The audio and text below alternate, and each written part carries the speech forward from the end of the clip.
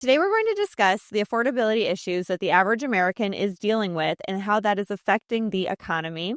And we're also going to discuss how Trump wants to get the real estate market moving again and some ideas that his administration has. Yeah, there's a lot on his plate. I mean, it's going to be very interesting to see how he tackles this affordability issue. We're seeing it every day. Yeah, let's first get into the affordability. And for those watching on YouTube, Ken is looking a little gray because My lighting. his lighting. So those that want to comment that he doesn't look well. Let's go.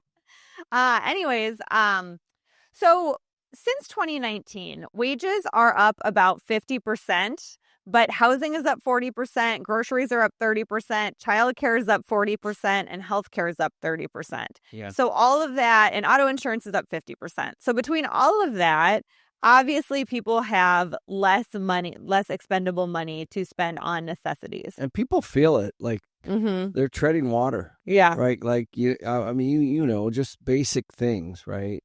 And when people start to cut things out, like, where they're actually looking at what they're spending and they're saying, okay, I'm not going to go to the movie, or I'm going to cut out some of my subscriptions, or maybe I can reduce my gym membership, or whatever, and just go for hikes, or like that's happening right now. People are pulling back. Well, and the problem is a lot of this stuff is things that you can't get around spending money on, right? Like you have to have a place to stay. You have to buy groceries. If you have children and you work, you need childcare. So all of these things are really coming down to the inflation is not on stuff that is expendable. It's on stuff that it's people's basic needs, and people that were living paycheck to paycheck before aren't making it, and they're struggling. And we're seeing that in like the car repo numbers. We're seeing that now starting in foreclosures. But also people that had a little padding, your average middle class person is now more paycheck to paycheck. And that is a very scary place to be for the economy and for just your average person. Right. I think it's interesting. Trump has been blaming the past administration for all this. And by the way, it just all runs together for me, but he's over a year now, so at some point, almost, right. So he's gonna run out of runway here, but I think right now this year there's more. It seems like there's more people that are actually starting to make critical decisions on downgrading where they're living, or certainly the defaults are up, credit card defaults are up, auto foreclosures are up, and we're starting to see it start to tick up on the single family housing now. Now, not huge numbers, but regardless, the things feel different, and I do think it's because of the cash problem. If you take a look at savings rates, they're way down, right? In fact, they were way up, obviously, after the stimmy checks. And by the way, you can check this out on Fred at the Federal Reserve of St. Louis, and it'll show you. It'll just show you. Just type in, what are the personal savings rates, and you'll see how bad it is right now. And I think that's it. I think people ran out of a cushion. The other thing is, there's a lot of interesting jobs, call it side hustles, that aren't necessarily side hustles anymore. Like Uber is another one, let's talk about Uber, and now they've got Waymo. I know that's just in Phoenix, but that's coming, guys, right? Waymo, for those that don't know, are the self-driving Ubers. The self-driving cars. They're everywhere. They're actually going on the freeways this month, and they've been testing around Phoenix. They're everywhere. And I've talked to plenty of Uber folks around that, but they're going to start getting into food delivery and obviously people delivery, and there's all these things. That's just one thing. And I just think that the other thing is, I'm talking to people around AI. Like I'm talking to folks like attorneys, for example. And I had a couple of attorneys said, there's really very little need for paralegals. Like paralegals are a bit on the chopping block right now because of ChatGPT and some of the things that they can do.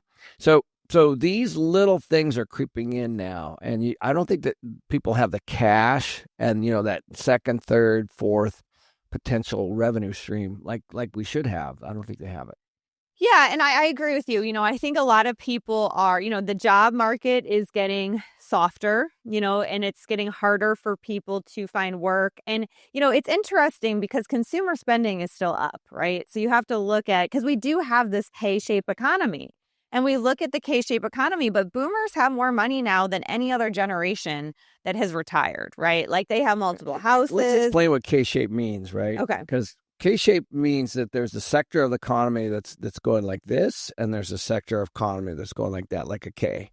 I think Yeah. that's important to understand. And those that have, so a lot of your boomers are on the higher end of that. So they're fine. They have their pensions, some of them, you have your Social Security, you have maybe rental property, you did really well in the stock market. So they're accounting for a lot of this consumer spending. And that is going to keep going in that regard because they have the money, this generation. But then you have, your Gen Zers, your millennials, and they're kind of on the bottom end of that, depending a lot on, when they bought their house is a big one. But even the people that bought their house early, you're still dealing with increased grocery prices, job losses, wage stagnation, all of that. So you can have consumer spending and still have a big problem in the economy. And I think that is where that consumer spending is coming from. Yeah, to me it boils down to whether you're if you have the money to invest and you're in some kind of hard asset or even the stock market for that matter. You feel like you're at least moving, right? And if you're not, if you're just paying your car payment, and you're just paying your rent, and you're just paying your food, and you're stressing out because maybe you're not working as much, or maybe you are. Either way, there's stress, and I think those are the folks, and that's a big number of people. Well, and that's why Mamdani won in New York, right? Because he's offering, he's proposing free daycare and free busing and all these free things that people need help with. Yeah. But at the same time, now Kathy Hochul, the governor's coming out and saying we can't fund anything he promised, so we can't do it. But I do think that there's sentiment there that Well, you got to understand why he won. help. The issue is why did he win? Right. And that's actually the biggest issue. And the reason is because of this affordability issue. Yeah. People are feeling squeezed. They're not happy. They're pissed. I also think the pandemic made a lot of people pretty soft. Mm-hmm.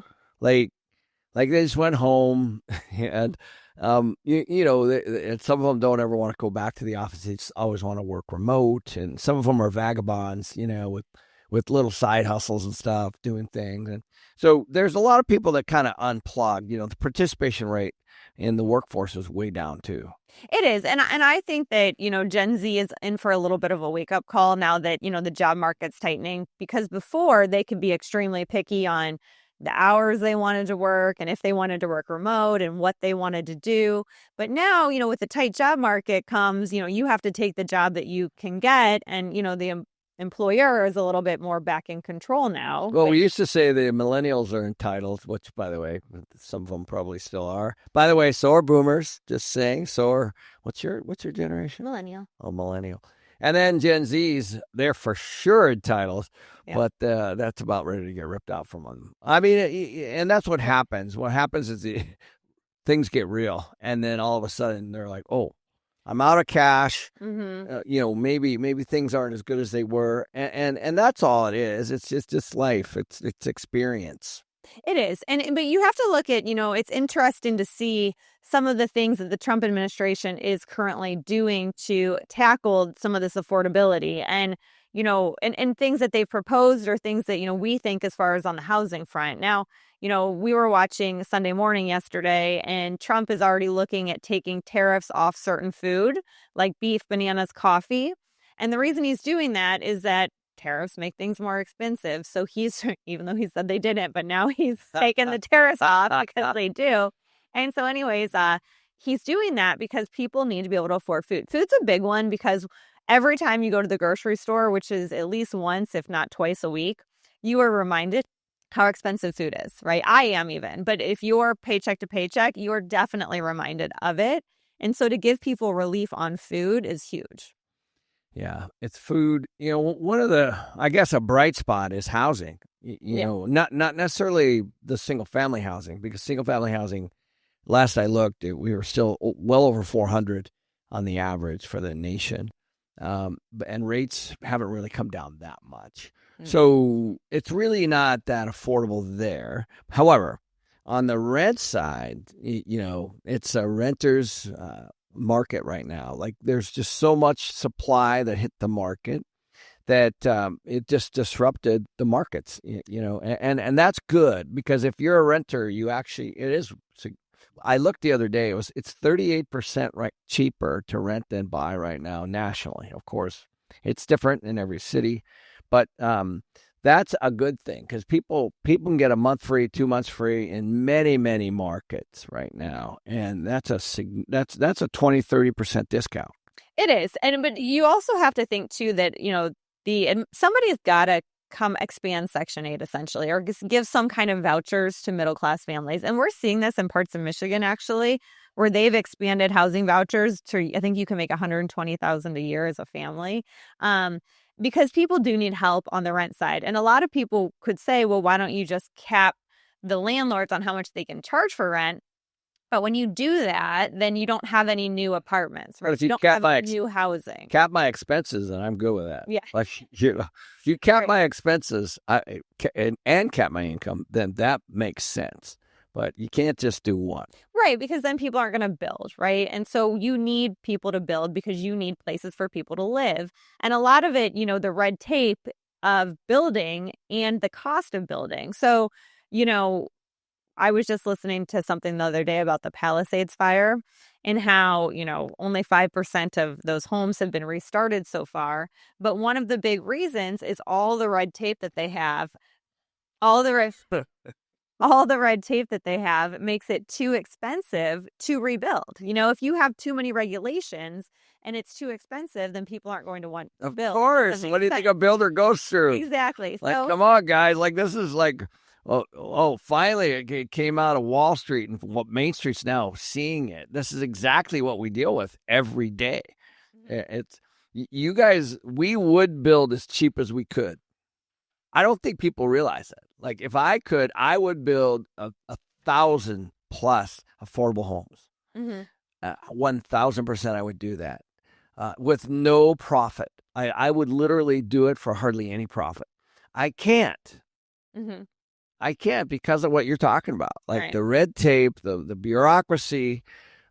It's a mess, and interest rates are high too, right? Because I'm going to need a loan to do that. But people would deliver affordable housing if they could. And something that we're seeing, like a lot of states doing, I know we have a deal like this in Texas, is that giving tax credits to landlords that build part of the homes affordable. So if you build a 300 unit, apartment building, if you do 20% of the homes that they stay quote unquote affordable, then you do get some kind of tax credit. So that's something that, we might see more of, because, it sounds great. Like Mandani wants to build a bunch of free units with it, but it's more expensive for the state to build apartment units. We saw that in California, when it was it was at $1 million. They completely messed it up. Yeah, it was just insane. Google how California tried to do affordable housing, and it's a flipping joke. Well, it's really expensive, right? It doesn't make sense. But it was payoffs. It was politician payoffs. Yep.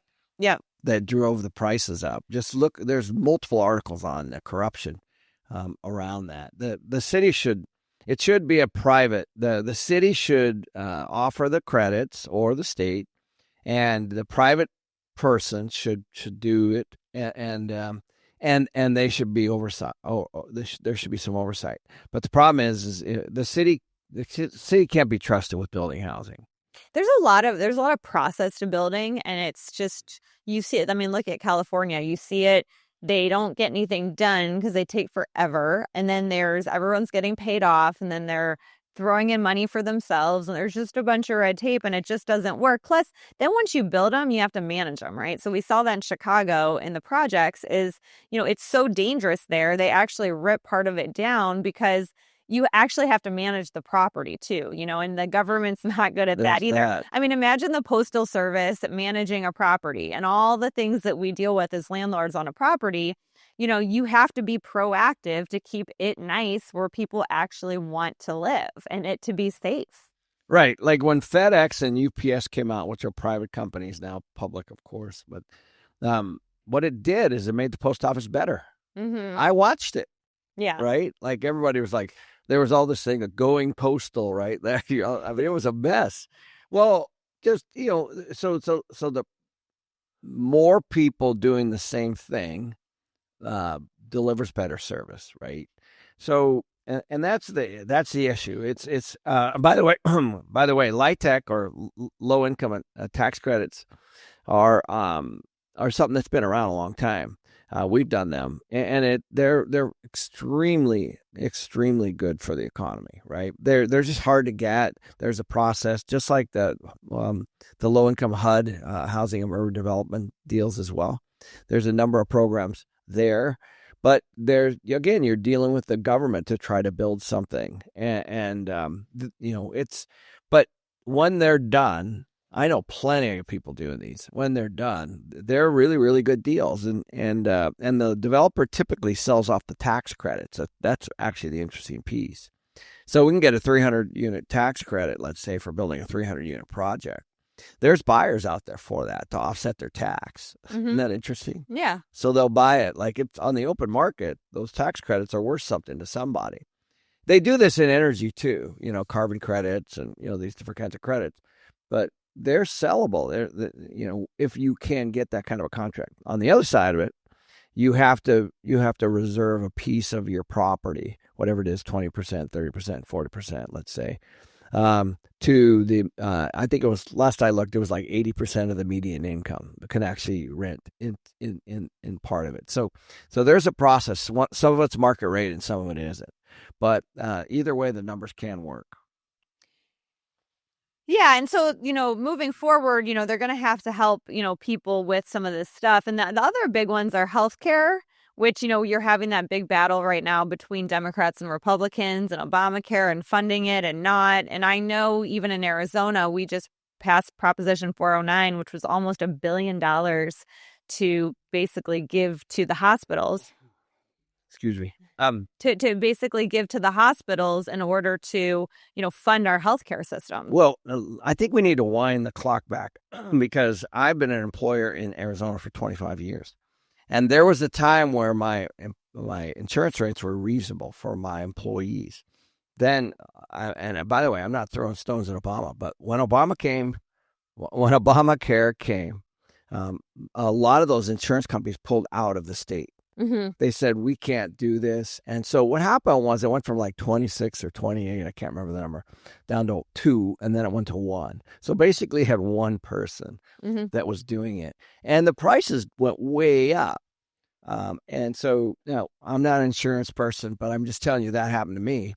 And so therefore, my policy and my premiums for my employees went way up, which, by the way, I'm funding, right? Mm-hmm. So, so something has to change there. It's not a Trump issue. It's not even a Biden issue. It's been going on for a while. Yeah. Well, and then the last, thing that people have, and a lot of people probably dealing with this now that are listening, is daycare. 4 years of daycare is almost $150,000 at this point. That's insane. Think about that. What that does, it just pulls people out of the workforce. So, if, would you say 5 years? Yeah, 5 years. I think 4 or 5 years of daycare was $150,000. So, okay. So that's $30,000-$40,000 a year, right? Mm-hmm. So think about that. That's a huge number. So pre-tax. That's what I'm saying. Yeah. So you have to be making 50, 60, 70,000 just to break even. Right. Right. So so families are probably making the decision, well, why would I go to work every day for $50,000 only to basically fund daycare? But that's also if you only have one kid. Like most people have 2 or 3 kids. Yeah. But it's a net, and you would be better off just being at home with a kid. Mm-hmm. And figuring that out. Well, it's bad, if you can stay at home, a lot of people probably would want to, but as you can see with these affordability issues, that's not necessarily, an option for one person to work when all these expenses have went up this much. But that one particularly, mm-hmm. If somebody stays home, you're either working full time and paying it, and you're net, or you're at home and you're saving it. So you have to look at that. It's like a $40,000-$50,000 a year savings by staying home. So, one of the options that they have floated is giving tax credits for companies to offer daycare. But there's a big expense to running a daycare, and there's a lot of liability to running a daycare. So I think that that's kind of part of the problem, right?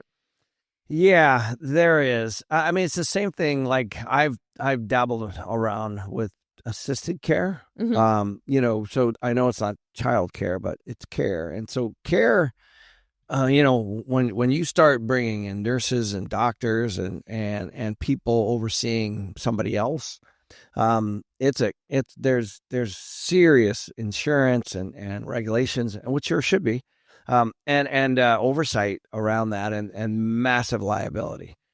Let's say a senior falls, or a kid falls, right? The reality is everybody, especially today, they're like, that's your fault.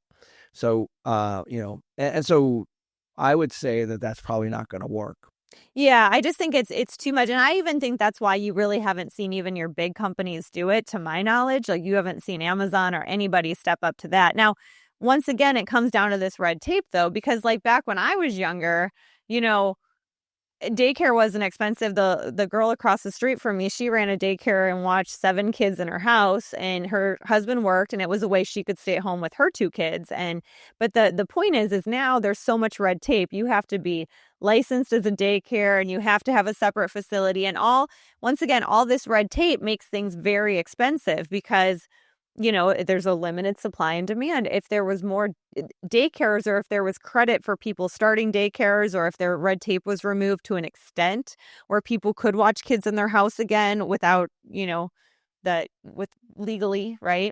There is, however, I think, you gotta, there's a comfort when there's a certain process that the daycare has to go through, from an outsider, right? Mm-hmm. Like the licensing, and obviously the criminal credit background checks and the CPR, and there are things that absolutely positively, I think that if I was going to drop my kid off, those are things that you would ask.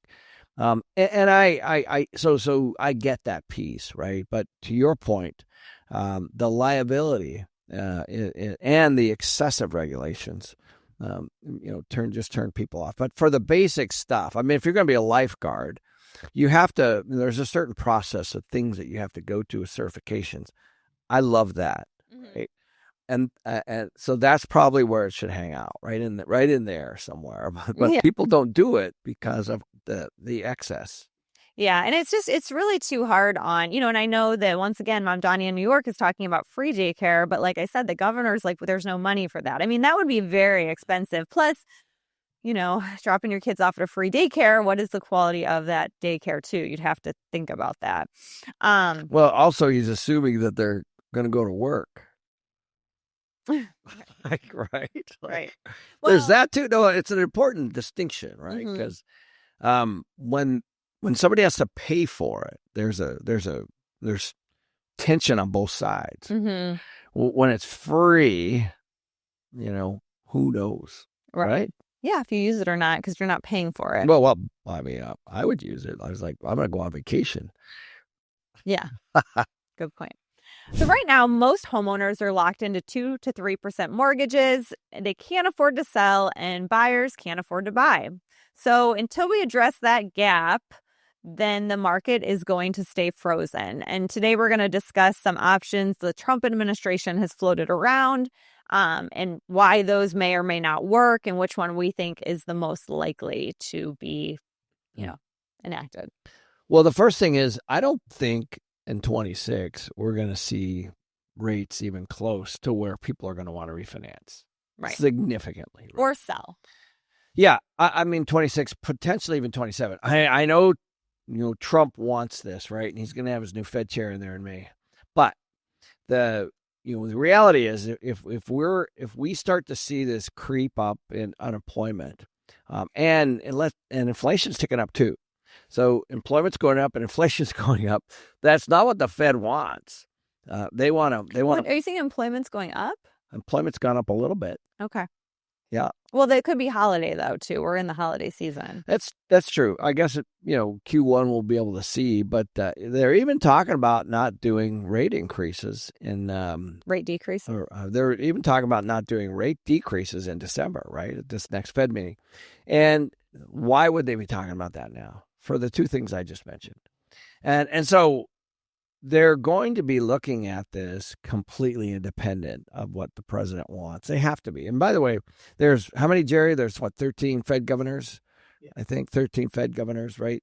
So the chair is important, but it's a vote, right? Like everybody forgets it's a vote. So I don't know. I think you're going to see flat, maybe a little bit of relief, perhaps, through next year. Which basically just makes your issue worse. Yeah. And, so I think that is why now I think Trump realizes that while he can get interest rates down a little bit, he probably can't do anything super dramatic like he wants to. So he's looking at additional options for people and to get this market moving. Because you really have two issues. You have sellers that can't sell because going from their 3% mortgage on their $500,000 house to a 7% mortgage on a $600,000 house. Or even 5. I mean, just even if they bought the same house. Right. And then you also have, boomers saying, why would I sell? Because you have that, a tax on them if their property has went up more than $250,000 or $500,000, which a lot of them have. And also why, like my parents could sell their house and downgrade, but they're kind of doing fine. So they don't really need to. Because when you're saying, my mom's the same. Like when you don't have a payment or it's really low. Yeah. Like, why would you it's like having a car that you're good with, like has low miles and your payment's low or you don't even have one. Like, I mean, that's the situation people are in. Well, my parents have been in the house 25 years. They know all their neighbors. Like, why would they sell and move to a smaller house? Like, they lose that community that they have and all of that, right? Good point. So the community is rarely talked about. Yeah, and I do. I think that's why, so you have this stagnation where it's like boomers don't need to sell and people that would normally sell and upgrade their home can't. And so Trump is trying to figure out a way. And the only real way besides, doing something about it is for rates to go back down to like 5% or below for then people to consider moving. But I mean, we're far off from, I think rates right now are like 6.3. So we're way below 5. Like, let's just be clear. Even if it goes to 5, that's not low enough. Yeah. Yeah, you're right. It probably needs to go to 4 realistically. Right. 4 is really what's going to unlock everything. Yeah, which is incredibly low. So Trump's coming up with these ideas. So one of them that was just talked about is portable mortgages. And portable mortgages were to say, okay, you have a $500,000 house and a $400,000 mortgage at 3%. So you can take that $400,000 mortgage and buy a $600,000 house and just have like another loan on the additional, $200,000 that might be at 6%, but the majority of your loan would then stay where you're at now at, 3.5% or whatever. Yeah. Now you guys probably know on the commercial side of the equation, there's assumable mortgage. Mm-hmm. Well, we'll talk about that. Yeah. But this is very similar to that. It is, but we are going to get into it because it is slightly different. It is, but whether you can transfer it or somebody else can assume it, either way. What you're really doing is you're locking in an old loan. Yeah, you're taking it with you. Yeah, that's what that means. So, and that's it's an interesting idea. About 61% of all U.S. mortgages were originated between 20 and 22 at rates below 4%. One of the issues, though, that the banks aren't going to like about this is they actually want people out of these products. It doesn't help them that people are in a 3.5% loan. So they are going to be resistant in letting people move that to another loan. Yeah, no, I get it. I mean, there's a lot that has to happen. First of all, the banks have to agree. Right. The person that's loaning the money. Right. They have to agree that, okay, well, we're going to let all these people take these loans in the hopes that maybe, more first-time buyers or whatever new loans can be originated at these new loan prices. But the other issue with that is the secondary mortgage market. And the reason with that is that 70% of mortgages are held with Fannie and Freddie in mortgage-backed securities. And the borrowers took money out on these loans. Like there's investors into this market, right? So they took money out on the loan knowing that it was tied to this property and knowing that they make their money too when it sells, right? And so for them, you have contracts with these investors that you can't necessarily just bypass and change the rules to. It would change the whole MBS market. So that's why I kind of went to the assumable, which I know we're going to be talking about. But the assumable stays with the asset. And that way, so this is that's why I don't know whether this is politicking or what, but the homeowner is not in control of the loan. Mm-hmm. They owe it. They've signed on it, but they in no way can decide where it goes. Yeah, and then this one is probably pretty unlikely because of that. Also, you have your investor models, right? Like most loans are kept I think it's on average of 12 years, and then they are refinanced or, paid off on a sell. So that is kind of ruining the investor model for their returns too, because now you're allowing someone to move it, which is going to kind of double that. Right. Yeah. Right. That's why the loan stays on the asset, and then the asset performs or it doesn't. When you can move it around, like imagine me taking my car loan if I had one and just moving it to another car. Right. Right. And they're like, what? Chase, let's say it's with Chase or Bank of America. They're not going to allow that. Right. Right. Yeah. Because you don't know what the car you're getting, the age of the car. You just don't know anything about it. Right. So that's essentially what we're dealing with. That's why I don't think that has a chance. And you know what? So let's talk about assumable mortgages, because this is the other thing. It's a product that we already have, and so the mortgage would then stay with the property. So if you had a 4% mortgage, you could sell your home with that 4% mortgage on the loan you already have.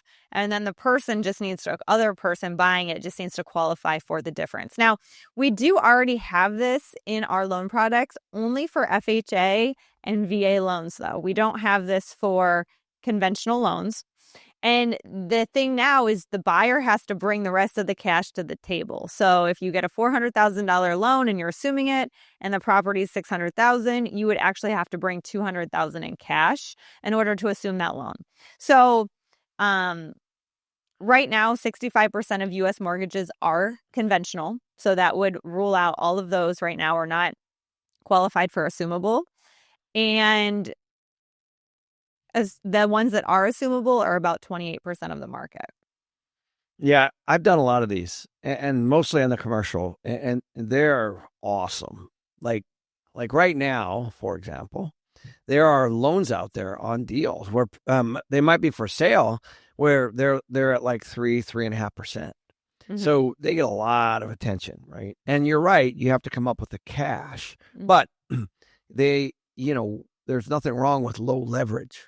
But I think that the biggest thing is you still have to consider the investor. So in the banks too, because now everyone is stuck in these 2 and 3% mortgages. And, we always talk about people wanting to invest in mortgage-backed securities. Well, if we just rewrite the laws and we just say, okay, well, we're just going to let everybody assume all of these loans, which were not assumable before. So one of the things that's important to understand is even in the assumable market, because I've done a lot of these, if you're going to assume a loan, let's say you have a loan, Danille, and you're the seller of something and you have a great loan. And I'm like, I want to buy that property because I want to assume the loan. Also, I like the property.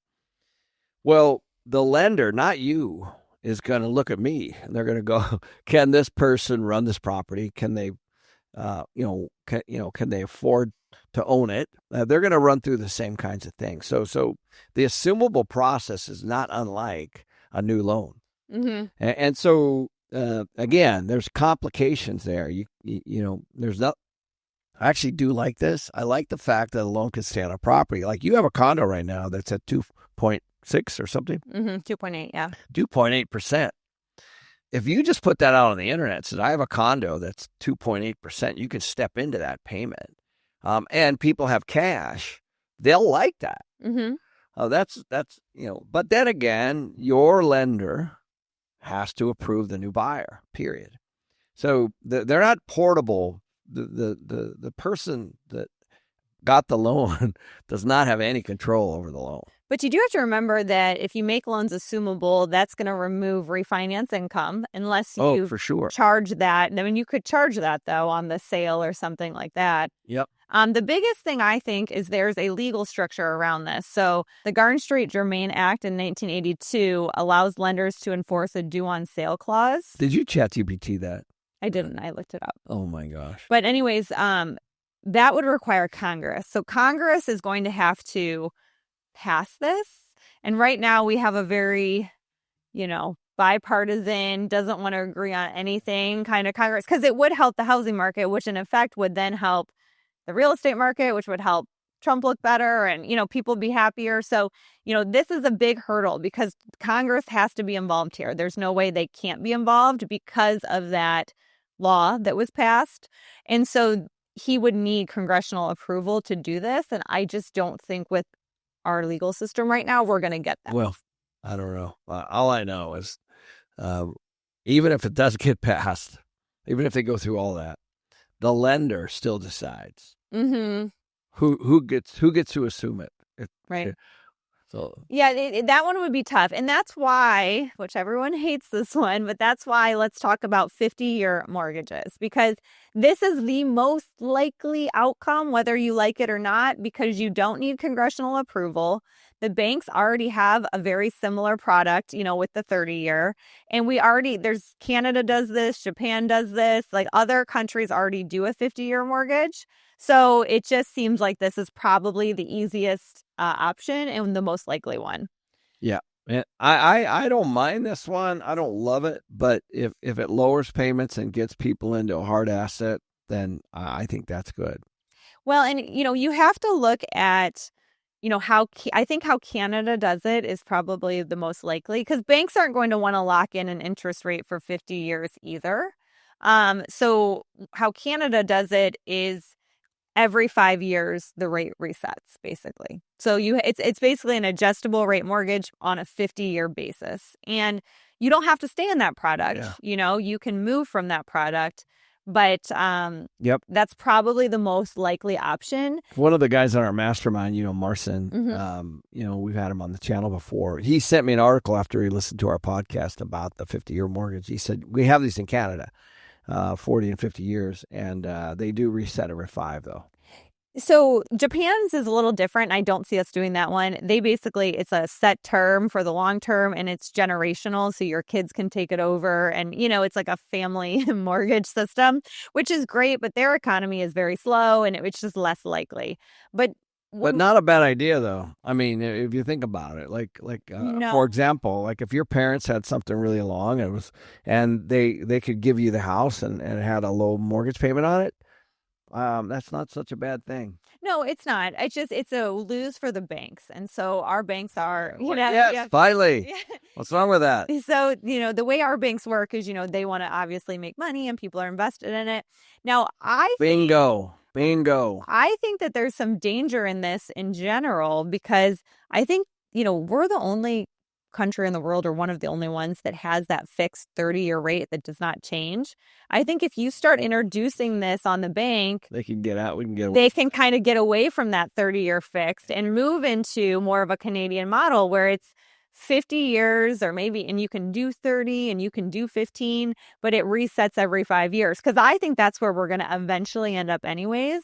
And I think that this is a way the banks could, approve that. Yeah. And not a bad conspiracy theory. Yeah, let's just see. Yeah, well, but it is an interesting, I don't know if you guys realize how amazing that 30-year mortgage is in the United States. It's very, very unique to be able to have. Danille, if she doesn't sell that condo, which she's going to, by the way, that's at 2.8%. Like you could be in your 70s, it'd still be 2.8%. No, maybe not 70s. Yeah. 70s. Yeah. Well, but here's the thing, though, is that I do think, though, that this is going to open up that door because the banks are losing money on those 30-year fixed products. I mean, that is not a win for the bank. Oh. And that's why they don't want them portable and they don't want them assumable because it doesn't help them because they're paying more for their money. Especially with inflation, guys. Yeah. Like 2.8 is less than inflation. I know. And is it inflation right around that? 2.9 or something? Truthfully, those of you that have a super low mortgage, like, keep it, like, deal with it. Like, my brother has one, just like, even if you don't have a renter in there, let somebody else pay it off. If not you, you have to stay there. Trust me, guys, it's free money. You're going to regret selling that later. The reason I'm selling mine is I only have a very small loan on the property. So it's not, I wish I would have bought it with a whole 2%. She wants cash. But I only have $120,000 mortgaged on a $350,000 project. So, and plus the HOA is going up. So there's just all these things. But if you own a home and you have a low rate and you have a big mortgage on it, like, my advice don't pay it off quickly. Like, put your money elsewhere and keep it. And if you're going to change houses, then rent it. Like, it's such a valuable asset. You're going to regret getting rid of that mortgage. Yeah. Hold on to that thing. Yep. No matter what your realtor tells you about selling. Yeah, no kidding. Don't do it. Don't do it. All right, you guys. Well, thanks, and we'll see you next week. See you guys.